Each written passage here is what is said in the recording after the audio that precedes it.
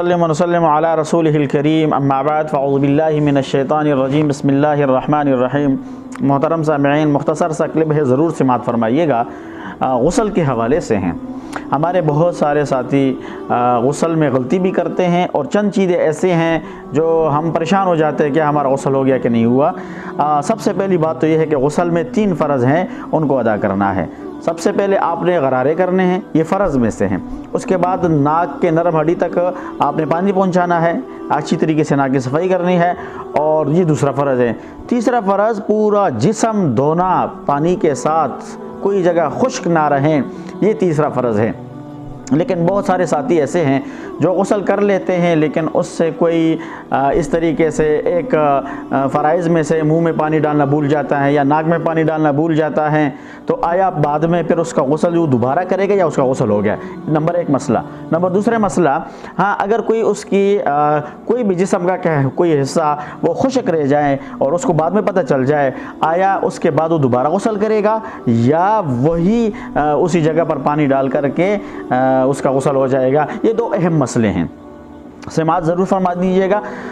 محترم سامعین، جس طریقے سے آپ کو معلوم ہے کہ انسان غسل کر لیتا ہے، سب سے پہلے تو یہ چاہیے کہ انسان جب بھی غسل کرے سب سے پہلے آپ گندگی کو دھویا جائے، اس کے بعد آپ سنت یہ ہے کہ آپ وضو کر لے۔ وضو کے اندر آپ غرارے کریں گے، ناک میں پانی ڈالیں گے، آلریڈی آپ کے 2 فرائض ادا ہو جائیں گے۔ تیسرا فرض آپ پھر جسم کو دھوئیں گے تو خود بخود ادا ہو جائے گا۔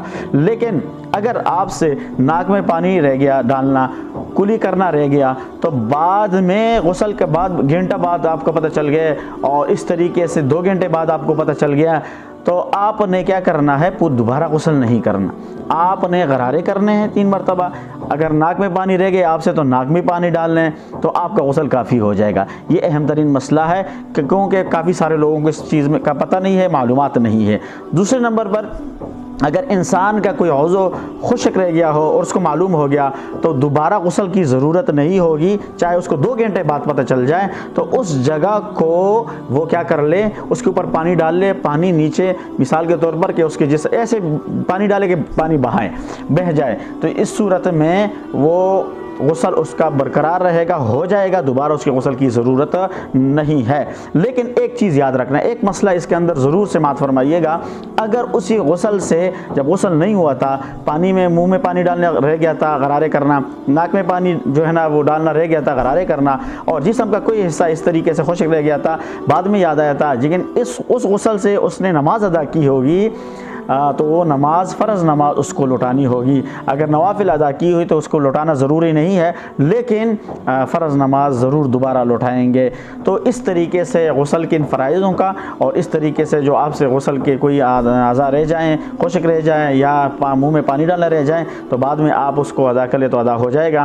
اللہ ہم سب کو عمل کی توفیق نصیب فرمائے۔ وآخر دعوانا الحمدللہ رب العالمین۔